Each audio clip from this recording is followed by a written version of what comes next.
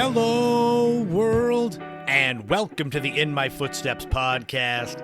I am Christopher Setterland, coming to you from the vacation destination known as Cape Cod, Massachusetts, and this is episode 211. Labor Day is in the rearview mirror, but Gen X nostalgia is always in focus. This week is a loaded show. We're going to kick it off with a look back at the debut of ESPN, the Total Sports Network, and the legacy of that channel. We're going to go way, way back in the day, 40 years to the debut of the Super Mario Brothers Nintendo video game, and we'll do a deep dive on Mario and his universe. There'll be a brand new top 5. We're going to look at the top 5 defunct supermarkets where we all used to shop in the past. And there'll be a brand new This Week in History and Time capsule, keeping with the supermarket trend as we look back at the first true self-service supermarket known as Piggly Wiggly. All of that is coming up right now on episode 211 of the In My Footsteps podcast. So what are we going to talk about this week?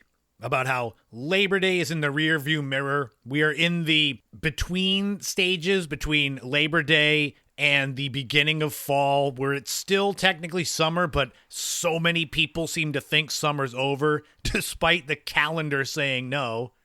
Well, whether you think it's summer still or you think it's already fall, thank you so much for tuning in to the Gen X Nostalgia podcast that is my In My Footsteps podcast. Like I said, we've got a loaded show this week, a lot of fun topics to dive into. There's all kinds of news updates. I'll save those for the housekeeping segment way at the end of the podcast as a teaser to get you to keep listening. As is tradition, I cannot start this podcast off without thanking my Patreon subscribers, Lori, Mary Lou, Ashley, Kevin, Leo, Marguerite, Neglectoid, Crystal, Matt, and Dr. Shrimp, Puerto Chico. Thank you all so much for being my biggest subscribers, my biggest backers. Those who literally put their money where their mouth is to support me and my never-ending quest to be a totally self-sustaining content creator. What that means is, besides the podcast, I have blogs, I have books, I have a somewhat burgeoning film career. If you want to be like my Patreon subscribers and support me, you can for $5 a month. The link to Patreon is in the podcast notes. In addition to being a new podcast this week is also a special time, as it is 5 years ago this week that I gave up alcohol. And for those of you that have listened to the podcast for a long time, you know that when I gave up drinking, that was when the idea for the podcast came. It's interesting because, yes, 5 years is a long time, but it also feels like it was just yesterday. I have done a few segments on the podcast talking about my decision to give up alcohol. I did one way back in episode 16. I did another one last year in episode 161. For those that don't know the story, I had a pretty bad issue with alcohol for a few years. It was a combination of dealing with not being happy in life, dealing with a lot of deaths of loved ones. And that was really how I coped, was drinking daily. I did a good job of keeping it hidden, where most people I don't think had any clue that I had as big of a problem as I did. It was like a science for me, figuring out how much I could drink, when I could drink, where I could do it, so that as few people as possible knew. Obviously, when you're in the throes of addiction, you usually don't feel like you have a problem. It kind of becomes the new normal for you. It was about 6 to 8 weeks before I actually gave up drinking that I had the aha moment. I was sitting at a beach with a friend of mine, and she was in the process of looking for a new place to live. And me, I wanted to help her. I said, we could get together later. We can go over some listings. And I'll never forget, she turned to me and she said, I need to be clear-headed to do this search, and all you want to do is drink. And in my mind, I was like, what? no, I really want to help you. It's like I couldn't even see beyond that she could see my drinking problem and knew that my involvement in helping her on her housing quest would consist of copious amounts of alcohol. I just remember being so mad, so hurt that she thought that I went deeper into alcohol. I was like, I'll show you who only wants to drink all the time. But after a few weeks, I realized she was right. And it was a lot of hard work and effort, especially that first week of not having that crutch of alcohol in my hand every night. But once I gave it up on September 12th, 2020, I've never looked back. My mom, my stepdad, my sister Ashley, my niece Kaylee, they gave me a 5-year sobriety chip, which really made it all seem real and come full circle. 5 years is a big deal. So just know if you're thinking of quitting alcohol, if you think you might have an issue, I did it, you can do it. To celebrate my 5-year sobriety, I'm going to be going to the place on Cape Cod where I did my last photo shoot while still being a drinker. It's a place in Truro called Bearberry Hill. It's kind of symbolic that I go back there clear-headed and just soak in the sunset. Of course, it'll probably rain that day, but that's fine. But yeah, I wanted to make sure I mentioned this anniversary because I never want to just gloss over, like, oh yeah, I gave up alcohol. Like, it's no big deal. Like, no, it is a big deal. The irony is my friend who basically started me on the journey to give up alcohol, she has no idea that she was the one responsible. Because we had a falling out that night, and I haven't really spoken to her since. But maybe she'll listen to this podcast at some point in the future, and she will hear it. So I'll just say thank you, Monique. And thank you all for listening. Thank you for supporting the podcast, which is what was the biggest accomplishment to come out of giving up alcohol. And speaking of the podcast, let us dive into the actual meat of this nostalgia sandwich as we look back at the debut of ESPN right now on episode 211 of the In My Footsteps podcast. ESPN, the entertainment and sports programming network, has been a part of my life since I was born. It is the go-to for people that like sports when you want to get your info, your scores, your highlights. It's almost synonymous with sports in general. For people that are my age and younger, it's hard to imagine that there was actually a time when ESPN didn't exist. It's so big now with ESPN, ESPN2, ESPNU, ESPN Deportes. There used to be ESPN Classic. That was a great channel. It was 46 years ago this week on September 7th, 1979, that ESPN first burst onto the scene as a new cable network. Despite how big it is now, and just being a part of the world sports culture, at the time, the idea of a 24-hour sports television channel sounded like fantasy, excessive, unnecessary, possibly even laughable. It took a little while, but within a decade, ESPN had revolutionized how fans consumed sports. Interestingly, for people that live in or grew up in New England, ESPN has connections to here. I'll explain. The idea for ESPN came from a man named Bill Rasmussen, who used to be a communications manager for the Hartford Whalers hockey team. They're now the Carolina Hurricanes. After losing his job in 1978, Rasmussen and his son Scott brainstormed a way to use the emerging technology of satellite broadcasting to deliver sports directly into homes across the United States. The connection with the New England region comes from the fact that initially the Rasmussens considered a New England-focused sports network.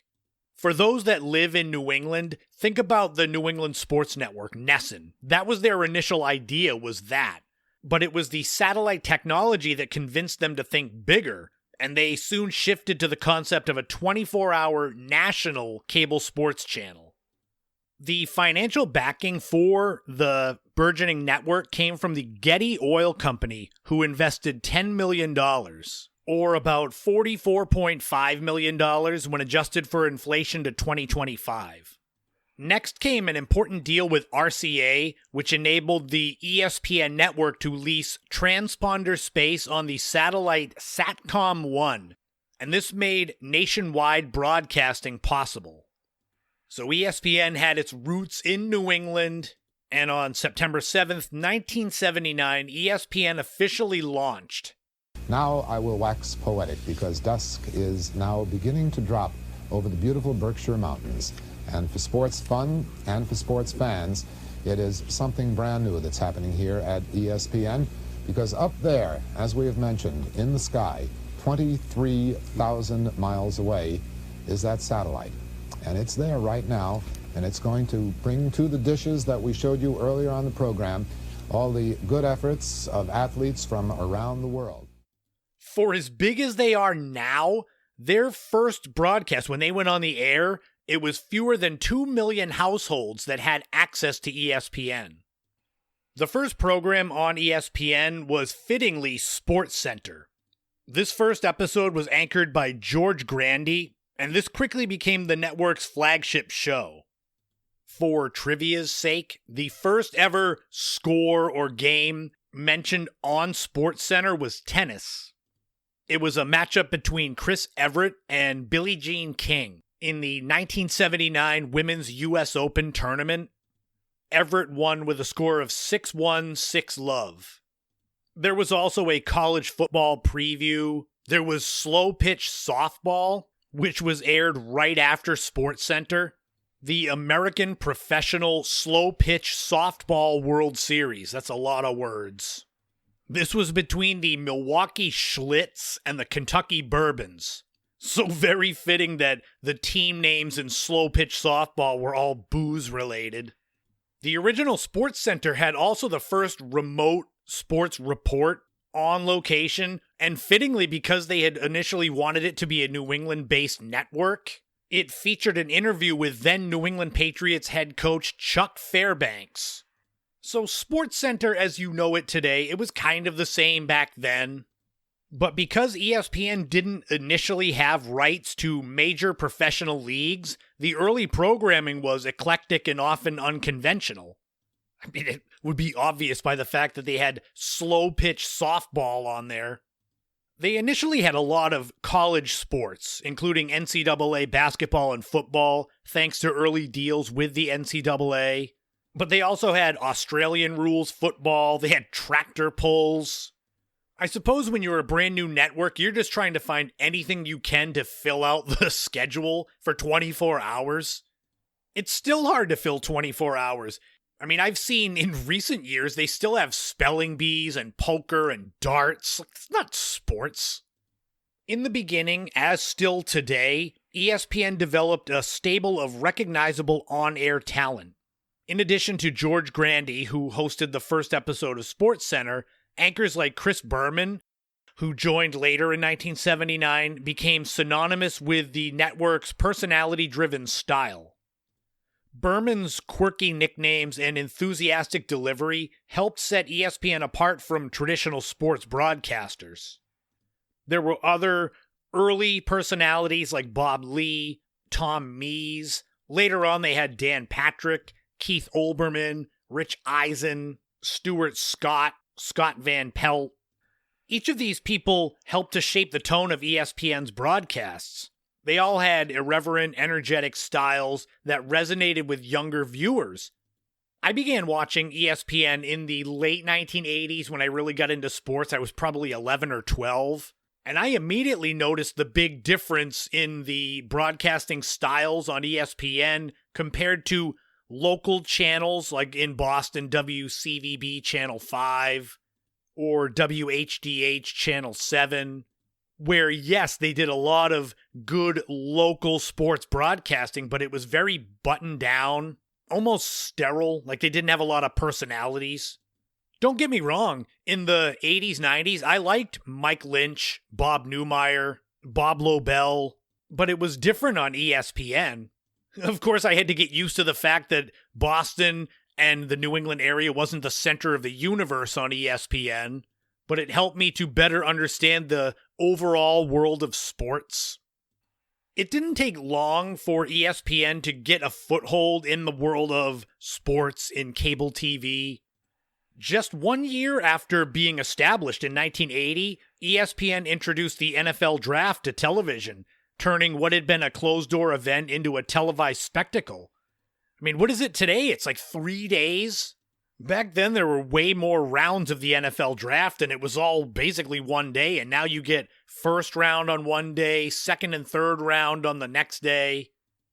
In 1982, ESPN signed a landmark deal with the NCAA for exclusive coverage of college football. This led the way to College Game Day, which is one of the biggest shows in sports and one of the biggest ones on the ESPN family of networks. In 1984, ABC purchased a controlling interest in ESPN, bringing them resources, stability, and cross-promotion. In total, ABC paid $237.5 million, or about $738 million when adjusted for inflation. So think about that. That's only 5 years after they were established that you had a major network paying hundreds of millions of dollars for a controlling stake in it. They went from barely reaching 2 million households in September 1979 to more than 25 million homes by 1985. In 1990, ESPN began airing Major League Baseball games, and by the time the 90s started, ESPN had become a cultural phenomenon. It dominated the sports television landscape. This was led by SportsCenter with the mix of highlights, catchphrases, charismatic anchors. SportsCenter became the daily ritual of many sports fans, including me. It had that iconic theme song.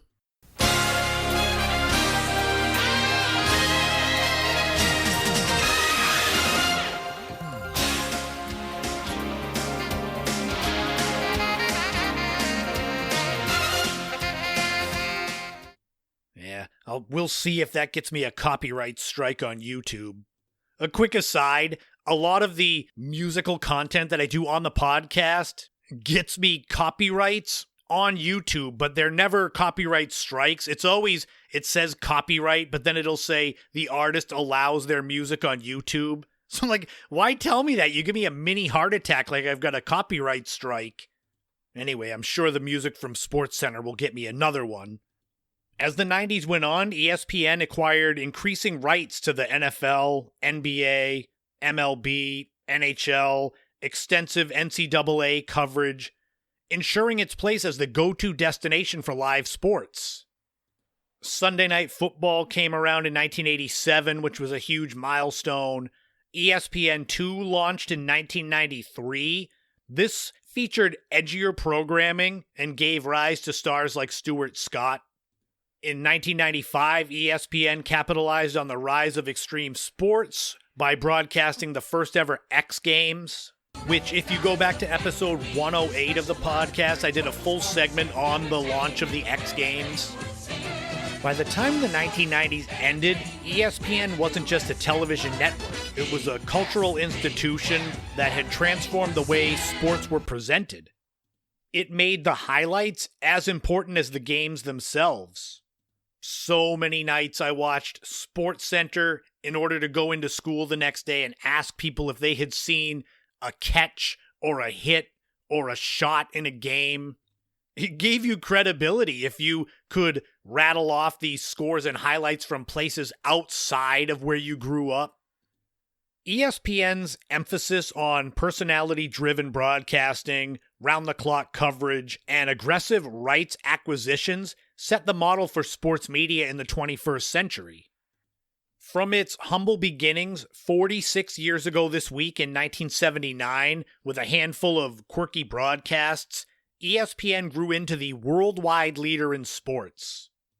Its success proved that the idea once dismissed as unnecessary, a 24-hour sports channel, was not only viable, but revolutionary.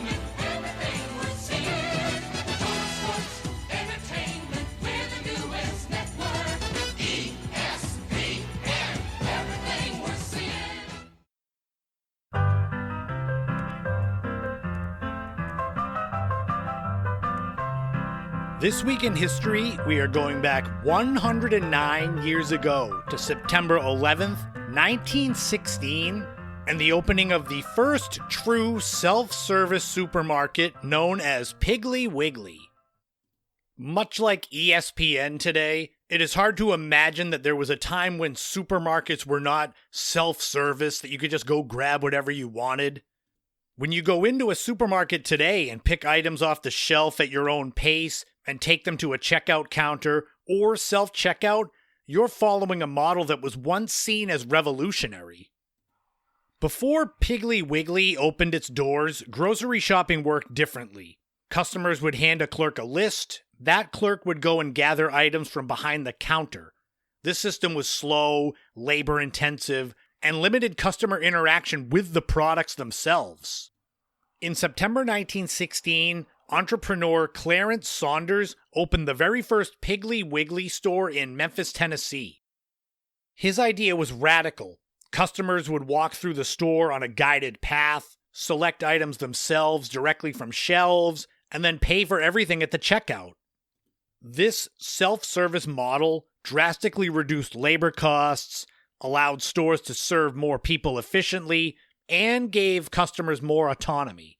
I know for me, if I had a choice between going into a supermarket that I could just do all my shopping myself, or going into one where I had to hand someone my list that might have items that I don't want them to know about, I'm going to take the self-service.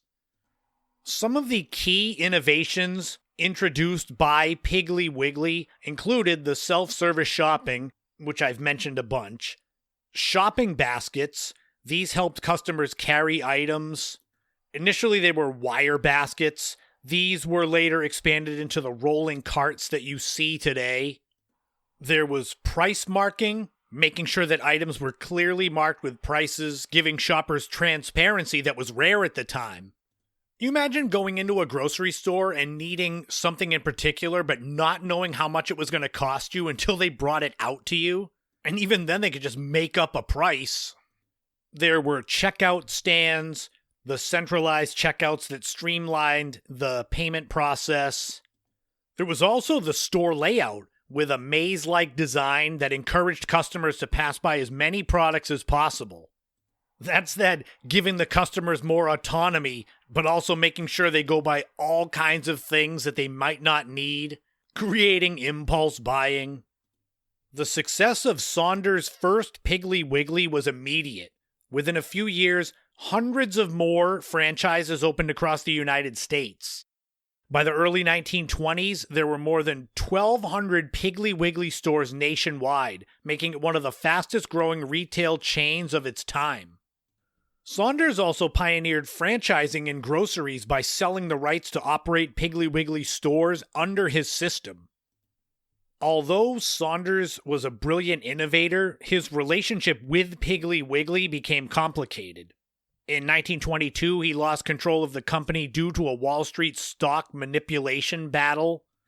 Despite this, his groundbreaking model lived on, and other grocery chains quickly adopted the self-service approach. To this day, Piggly Wiggly remains in operation, though on a smaller scale than the major supermarket giants. The chain is mostly concentrated in the Midwest and southern U.S., with around 500 independently owned and franchised stores.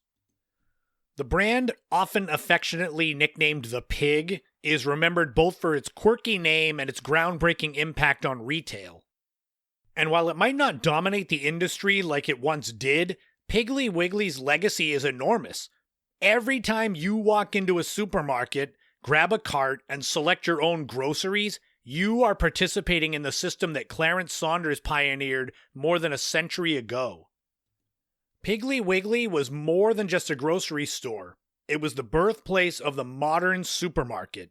And that very first Piggly Wiggly opened 109 years ago this week in history. Oh, and it's time to hit the checkout lanes with a brand new time capsule. For this one, we're going back 42 years to September 7th, 1983. Why did I choose this date? Because this was the week that I first began school, kindergarten, 42 years ago. Oh my God, what's happened to time? Now I almost regret choosing this day because it makes me feel incredibly old, but that's fine.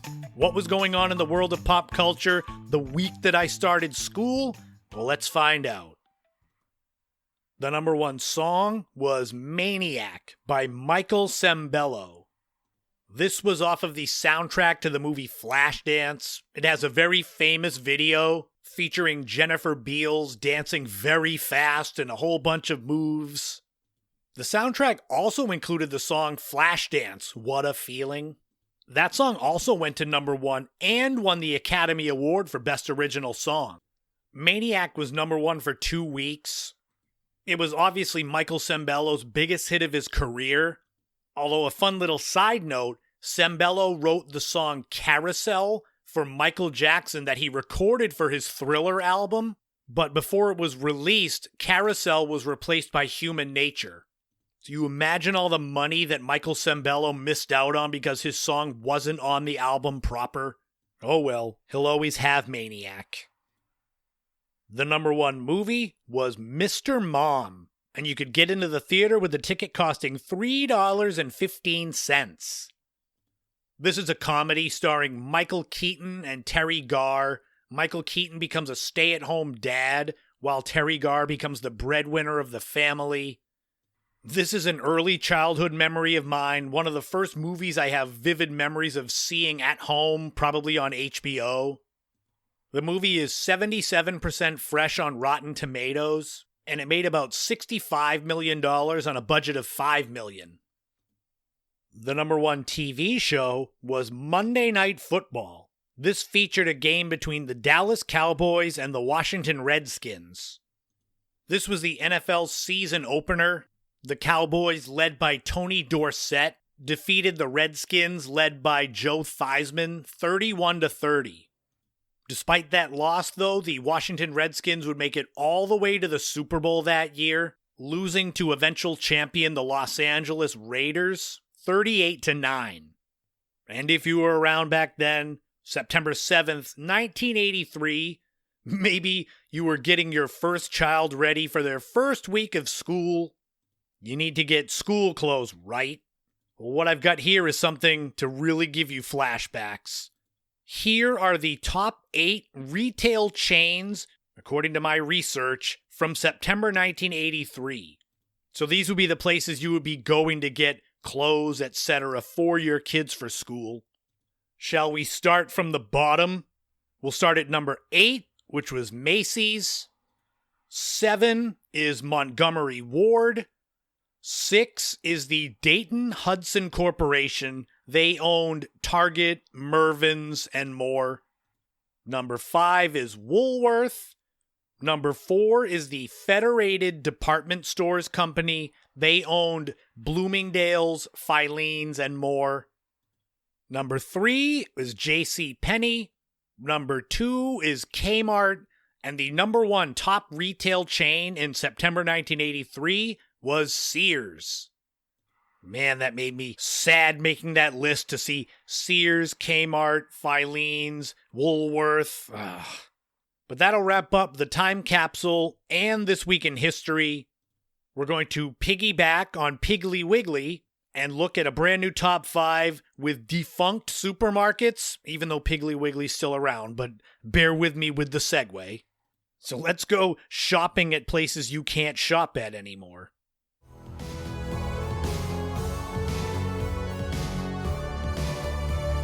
In all transparency, this top 5 segment is one that I've been trying to find a way to get into the podcast, and I couldn't find a way in, and that was only with This Week in History with the Piggly Wiggly. I said, oh, now I can do the defunct supermarkets. It just makes sense. Putting this segment together also makes me feel old yet again. It's like I love talking about Gen X nostalgia, but I also realize that several times during each show I'm going to feel old and then go look in the mirror and see my increasingly gray hair and get sad. But it's all for your entertainment. As with most of these top 5s, they're in no particular order, and we have some honorable mentions. What we're talking about here with defunct supermarkets, these are chains that used to be big, or at least relatively big, regional, but they don't exist anymore. There is one in the honorable mentions that was not big, but because it was local and because so many of you who listen are from within a few hours of where I live, you will appreciate it. So enough of the setup. Let's get into the top 5. We're going to start with the honorable mentions for defunct supermarket chains. Those honorable mentions include Grand Union. So this one there's a little bit of a catch to because the Grand Union name was resurrected in 2021, but the original Grand Union chain was discontinued in 2013. That is not the one that I said locals would appreciate.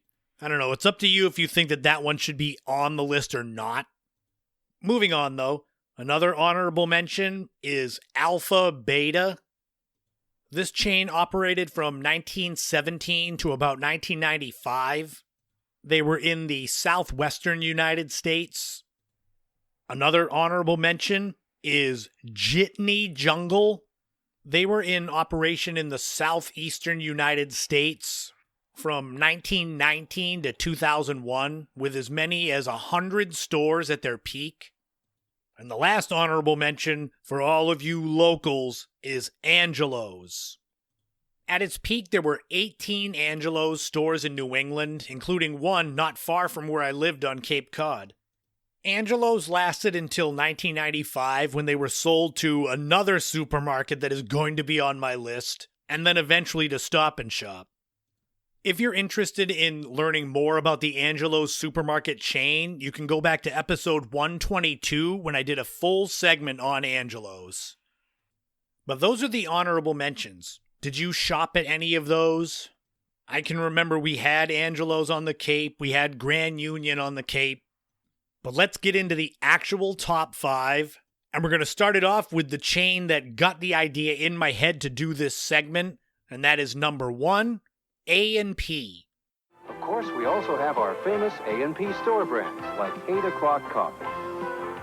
All at prices that make us the smart choice. See our flyer and save on the brands you, the people, really want. A&P, the people's choice. The Atlantic and Pacific Tea Company. They began operation all the way back in 1859. At its peak in the early 1930s, there were more than 15,000 A&Ps in the United States. It is said at the time that A&P was as well known in the U.S. as McDonald's, Google, or Walmart is today. A&P's original claims to fame were low prices, mail-in orders, special deals when you went into the store, things like glassware if you purchased tea, things like that. The company filed for bankruptcy twice in the 2010s, eventually closing their remaining 296 stores later in 2015. I can personally remember this A&P that was in Dennisport, which is the next town over from me, a little part of the town. And we had a plaza that had A&P and Bradley's in it. The A&P looked like it had been untouched since the 1960s. So I used to love going in there and shopping because it was like going back in time. This is one that if you want me to do a deeper dive into A&P, let me know. Because I feel like there's a lot more to say, but because it's a top 5 segment, I want to keep it moving. And we will, with number 2, Purity Supreme. Like these mini seafood sections, they're just $1.99 a pound, and ideal for salads or seafood cocktails. Here's wishing you from all of us a happier New Year from Purity Supreme. Purity Supreme is the one that bought Angelo's in 1995. It's a place that I remember as a kid on Cape Cod in New England, but interestingly, Purity Supreme was not around that long. It was a little more than 10 years. At its peak, there were 64 Purity Supremes in New England. They also ran Heartland Foods, which was a more warehouse-style supermarket chain. So if you ever see old Purity commercials from the 1980s, you'll see it as Purity/Heartland. That's because they were trying to promote both businesses at once. The Purity Company also had 63 Lil Peach convenience stores, And at their peak in 1990, Purity and Lil Peach brought in a combined $1.3 billion. Purity was bought out in 1995 by Stop & Shop, with the final Purity Supreme stores closing in 1997. Number 3 is First National, also known as Finast. The First National Company was founded back in 1853. The company was known as First National for decades before adopting the Finast name officially decades later. At its peak in the mid-1920s, there were about 650 Finast stores in the country, and even in the mid-1960s, there were still 600 locations. The chain was eventually bought, with the name being phased out and the last Finast stores closing in 1993. And coincidentally, Finast was bought out by number 4, Pick n Pay. Pick n Pay first opened in Cleveland, Ohio in 1928. During its heyday, customers were attracted to Pick n Pay's higher-end choices with meat and produce. What's incredible about this is I just mentioned that in 1978, Pick n Pay bought the Finast chain, and their goal was expansion. But this was put on hold when the president of the company, Julius Kravitz, was murdered in a botched ransom kidnapping in 1979. Pick n Pay and Finast were then both bought by the Ahold Company, who would eventually go on to own Stop & Shop for decades. And finally, number 5 on the list of top 5 defunct supermarket chains is a twofer, Food Fair / Pantry Pride. I say it's a twofer because it started off as Food Fair and then became Pantry Pride, so it's the same company. The store began in the 1920s in Harrisburg, Pennsylvania.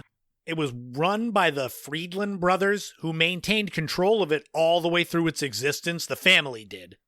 At its peak, the chain had more than 500 locations, and it was in 1964 that the company changed its name from Food Fair to Pantry Pride.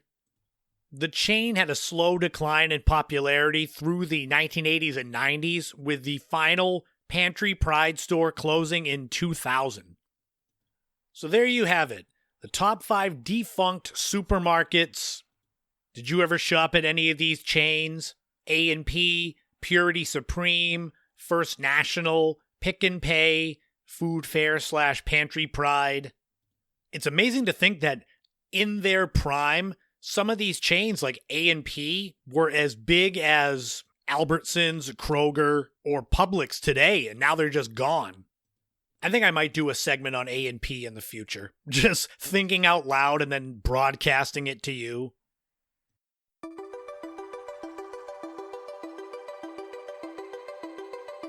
Oh, this is gonna be good.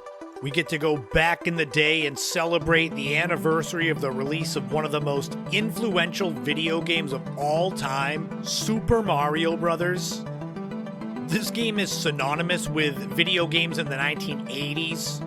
And the character of Mario, there's few in entertainment history that are as instantly recognizable. You know the mustachioed plumber in the red overalls. What we're going to do with this segment is, yes, we're going to do a deep dive into the Super Mario Bros. Nintendo game, but I also wanted to give kind of an overview of the story and legacy of Mario the character. The original Mario, the character, was created by Japanese game designer Shigeru Miyamoto for Nintendo. Since then, Mario's basically the face of the company.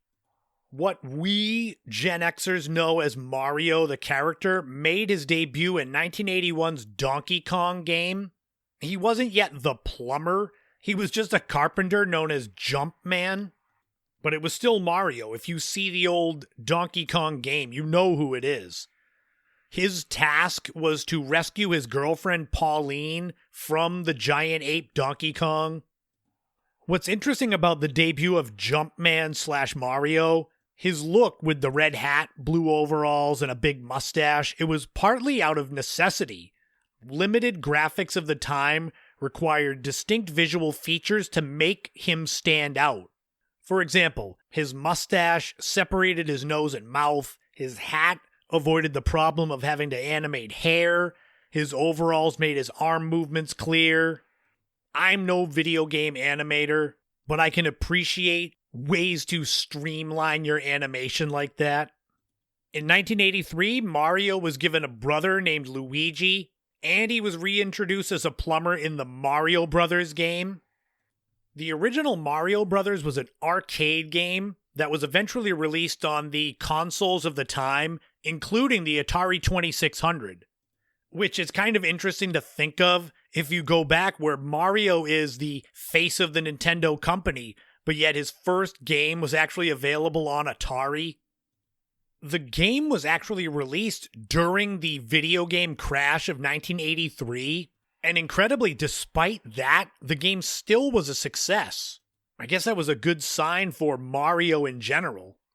The defining moment for Mario came with the release of the Super Mario Bros. Game, released on September 13th, 1985.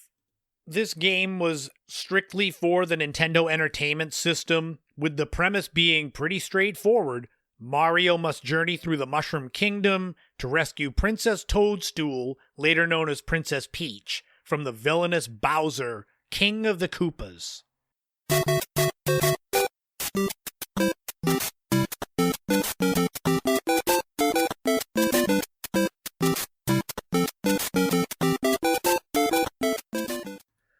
What set the original Super Mario Bros. Game apart was the groundbreaking design, pioneering the side-scrolling platform game, giving players a sense of momentum, space, and freedom that arcade games lacked.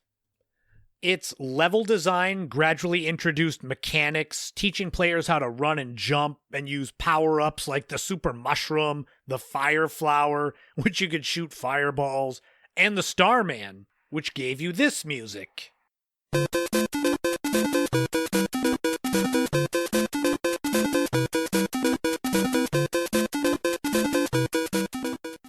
The game's balance of challenge, exploration, and reward helped to cement it as a classic. It is one of the best-selling video games of all time with more than 40 million copies sold. It is one of the games that was instrumental in revitalizing the United States video game industry after that crash of 1983. Super Mario Bros. The game is one of those that even if you weren't a video game fan in the 80s, you still knew the game. I might have mentioned this on the podcast before, but I'll mention it again. This is the game that I can remember my Nana playing. My Nana, who grew up during the Great Depression, is sitting there in her living room, probably in her mid-60s, playing Nintendo, playing Super Mario, yelling at the screen, moving her arms, moving the controller around with her arms, thinking that would make him jump and move faster. If nothing else, that memory cements Mario as one of the greatest games of my life. Did any of you out there that are my age, late 40s, early 50s, did you ever show these original games to grandparents and have them interact with them? Makes me wish I had had my camcorder back then to record my Nana playing it. Super Mario Bros. Was the first game that I ever beat. Not because it was easy, it was because I played it all the time. When we got our original Nintendo Entertainment System, it came with the Super Mario Bros. Duck Hunt combo with the gun. Back then in the mid to late 1980s, video games were not the all-consuming thing that they are today. They were a small part of life. This was still at the time where parents told you to go outside and don't come back till the street lights were on. And despite that, I still played the hell out of Super Mario. Based on the success of the original Super Mario Bros. Game, there were several sequels that expand Mario's world. The very first one was called Super Mario Bros. The Lost Levels that came out in 1986. This was a direct sequel that looked and felt similar to the original, but was much harder. If you've never heard of it, there's a reason why. Nintendo feared it was too hard, too punishing for Western audiences, so it remained in Japan until later releases. So it was like Japan felt bad for us in the US. Like, we can't have them play this hard game. Then they won't want to play our Nintendo anymore. We simple Americans. The big real sequel for us in the US came in 1988 with Super Mario Bros. 2. This introduced new mechanics like picking up and throwing objects, letting players choose between Mario, Luigi, Toad, and Princess Toadstool. It is very different in gameplay from the original, but it's still a fun game. For me, my favorite in the whole Super Mario Bros. Universe is Super Mario 3. That came out in 1990. It is considered one of the greatest games of all time. It perfected the Mario formula with diverse worlds, power-ups like the Super Leaf, which turned you into a raccoon. There were also overworld maps. The ambition and polish set a new gold standard. Now, not to excite you too much, but I found a website where you can play Super Mario Bros. 3 online for free. smbgames.be. Don't worry, I'm putting the link in the podcast notes. I literally went to the site to make sure it was real, and I started seeing the opening credits, and I was getting all into it, and I'm like, wait, I'm in the middle of recording the podcast. I can't go spend 3 hours playing Mario 3. In the future, I will do another podcast segment deep diving into Mario 2 and 3, and maybe Super Mario World, like an all-encompassing sequels one. Super Mario World was very similar to Super Mario Bros., where it debuted alongside the Super Nintendo in 1990. This is the one that introduced Yoshi, the lovable dinosaur companion. I played it some, but I've mentioned before on the podcast that I got more into the Sega Genesis, which meant that Super Mario kind of went by the wayside.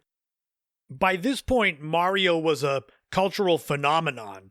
You ended up with games like Super Mario 64 in 1996. There was Super Mario Land for the Game Boy in 1989. There was New Super Mario Bros. In 2006. Super Mario Galaxy in 2007. I mean, I could just keep going. Mario ended up crossing out of video games into cartoons, breakfast cereals, toys, the live-action film, which... The live-action Mario movie from 1993 starred Bob Hoskins from Who Framed Roger Rabbit as Mario and John Leguizamo as Luigi. The movie was a bomb. 29% fresh on Rotten Tomatoes. It made only $39 million on a budget of somewhere close to $48 million. The Super Mario Bros. Super Show, that was another one that was really weird. It starred wrestling manager Captain Lou Albano as Super Mario, and it included this gem of a song. Do the Mario, swing your arms from side to side. Come on, it's time to go. Do the Mario, take one step, and then again, let's do the Mario all together now. Ugh, God. Do the Mario. The dance is swinging your arms and taking a step forward. Now, despite the TV show and movie not doing well, Nintendo used Mario as the centerpiece of its brand. He was in a whole bunch of spin-off franchises like Mario Kart, Mario Party, Super Smash Bros. Beyond just gaming, Mario the character has been a symbol of nostalgia and joy. Like I said, just thinking of the original Super Mario Bros. Game makes me smile because it makes me think of my Nana. It's been 40 years since the Super Mario Bros. Game came out for Nintendo, but in reality, Mario's been around for almost 45 years now. So you're looking at anyone from kindergarten-aged kids all the way up to people that are in their 60s that know Mario, that played the games. I mean, in my opinion, he is the most famous video game character ever. The only one that you could say is on that level is Pac-Man. In 2023, the Super Mario Bros. Movie came out. This one was CGI. This one became a massive hit. It made $1.36 billion. I bet you Bob Hoskins and John Leguizamo wish they had been in that movie, man. It just goes to show you, though, that after 40 plus years, Mario was still relevant. That original game, though, for the Nintendo, that's really what kicked it all off.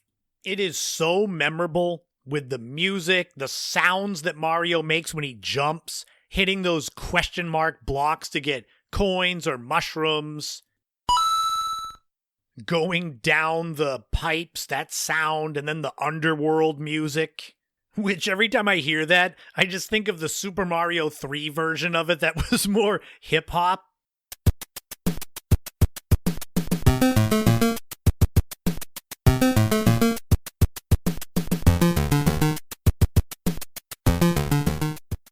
And you had all the enemies like the Goombas, the Koopa Troopas, the turtles that you could stomp on and their shell would go flying. It's funny, talking about Mario for this segment has got it where now I'm jonesing to play all 3 of the first games for Nintendo. Hell, I might even be interested in going on YouTube and watching others play like people do today. Mario is more than Nintendo's mascot. He's gaming's ambassador to the world. From his humble beginnings as Jumpman, as the carpenter chasing Donkey Kong, to the hero of countless worlds, Mario has defined what it means to play, explore, and imagine. Super Mario Bros., it didn't just help save a princess, it saved the entire video game industry. Can you imagine a world without Super Mario Bros.? The video game industry would be a footnote in history that lasted about 10 years at most. So happy anniversary to the original Super Mario Bros. Game for the Nintendo Entertainment System that came out 40 years ago this week. But until next week, that's going to wrap up episode 211 of the In My Footsteps podcast. Thank you all so much for listening. Thank you for making it to the end, going on a trip down memory lane with a load of Gen X nostalgia. If you enjoy my work, you can support me on Patreon. $5 a month gets you access to bonus podcasts, access to the Remastered Without a Map live streams. I also have an ever-growing free tier if you want to check that out. You can also go to Buy Me a Coffee. I revamped my page there. You can buy me a coffee for as little as $1. Every little bit helps. Speaking of that, if you can, go and donate to the GoFundMe for the creation of the When Henry Met Henry short film. It is my directorial debut. I'll be working alongside my friend producer Frank Durant. We're going to be filming this sometime in late October. So if you're listening to this podcast after Halloween, I'd say don't go to the GoFundMe because it won't be there anymore. It has done really well. I'm so happy we're halfway to our fundraising goal, but there's always room for more. Also, if you go to the podcast notes, I have linked to the trailer for the Cape Cod Cthulhu film that I was a part of. I filmed my scenes back in March. The trailer is now out. I believe that the film is going to be out streaming and for purchase on DVD in late October. So you can go check out the trailer. I'm not in it, so don't go into it expecting to see my stupid face. And more housekeeping, my 10th book, In Their Footsteps, The Interesting People, Places, and Events of Cape Cod History, is slated to be published by me September the 30th. I went and I bought the ISBN numbers so that the paperback and ebooks can be purchased and sold through different bookstores, online places. It is a 40-chapter Cape Cod history anthology in chronological order. Stories all the way from the early 1600s up to the 1980s. There'll be plenty more about that when it gets closer to coming out. I'm going to create a landing page for it so you can get more details and buy it from there. So yeah, as always, there's loads of stuff I've got going on. You can follow me all over social media. I got a Facebook fan page. I'm on Instagram, Threads, Blue Sky. Subscribe to my YouTube channel. That's where you'll find more frequent updates about all the irons in the fire that I have. My main gig is always the podcast. It is one of my greatest accomplishments that came from giving up alcohol. Next week, we are keeping the train rolling with episode 212. We're going to have a new Blink and You'll Miss It retro segment looking back at more TV shows that came and went in a flash. The new top 5 is going to be the worst giant monster movies ever. This will really make you laugh. And speaking of laughter, we're going to look back 20 years at my brief time living in southern Florida. I can't believe it was 20 years ago, but man, I packed a lot of wacky memories into a relatively short period of time, so that'll be next week. So whatever you do, have the best time, the best day, the best week. And remember, in this life, don't walk in anyone else's footsteps, create your own path, and enjoy every moment you can on this journey we call life, because you never know what tomorrow brings. Thank you all again for tuning in. This has been the In My Footsteps podcast. I am Christopher Setterland, but you already knew that, and I'll talk to you all again soon.